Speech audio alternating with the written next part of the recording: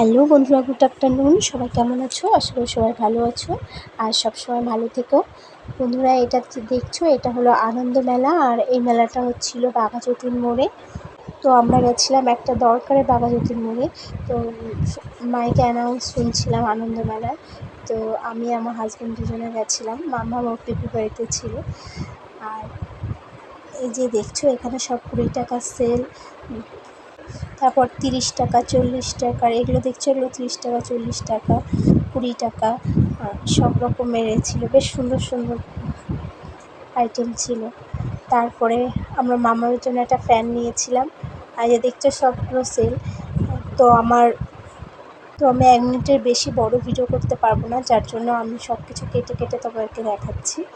আর এই যে এখানে দেখো, বিশেষ করে ফুলগুলো আমার এত ভালো লেগেছিলো। ওই সানফ্লাওয়ার, ওটা 250 বলেছিল।